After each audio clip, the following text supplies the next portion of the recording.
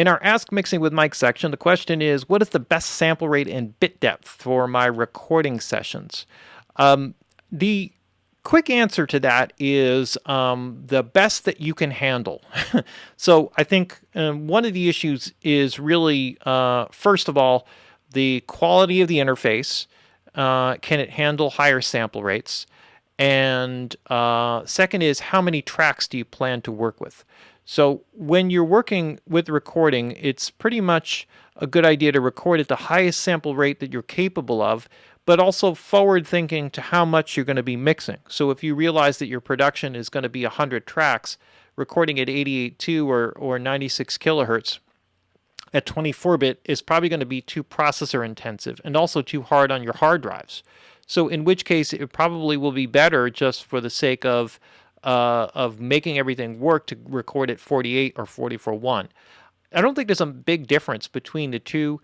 I always go with, where does the final product going to end up? So if your final projection is to send this out into a CD, then I would do a multiple of 44.1. So I would go 44.1, 88.2, and whatever the doubling of 88.2 is. So it's like, what is it? 176.4, I think is what it is. And if you're recording for video, video generally runs at 48 kilohertz or some multiple. So when you get DVDs, they're all 48, 96, or 192 in terms of kilohertz. In terms of recording, okay, you will never get anything better as far as recording than 24-bit, because there's no 32-bit converters. So you could record at 32-bit, but it's really not real. There are no true 32-bit or 64-bit A to D converters.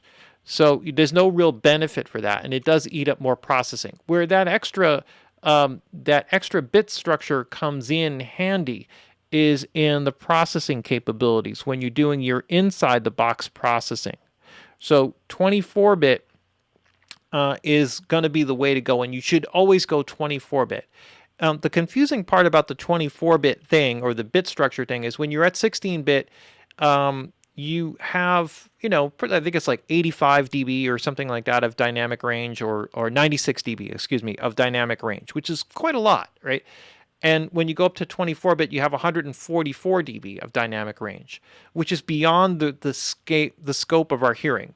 But really, the best way to look at that in terms of the bit depth is how accurate the measurement is. And that's really what it is, because people confuse the level thing very easily, because when you listen to a sound, there's a sort of perceived level of loudness, and then there is the actual detail, which is very low-level information, and that's what gets picked up with the extra bits. So when you record at 24-bit, what you hear is more detail, because each sample measurement, instead of being like a number, let's just say that the number is 124, okay, that would be a 16-bit representation of a voltage. I'll just throw that out, okay, or whatever it is, 0.124. Let's just say that's what it is.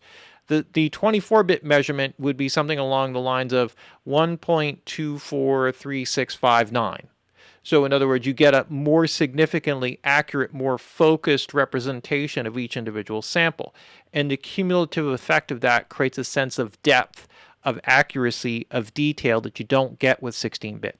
Be very careful, okay, because sessions and many applications will allow you to run not only files at different sample rates, but also at different bit depths.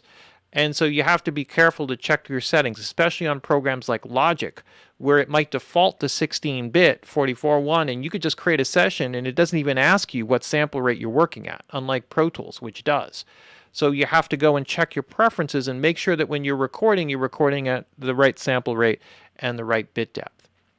Okay, so there's my Ask Mixing with Mike question, the best sample rate and bit depth for recording sessions. Again, in summation, it's basically based off of how big the production is going to be. If it's a small production, go at the highest sample rate possible. Like a acoustic guitar vocal, go as high, the highest sample rate bit depth as you can go.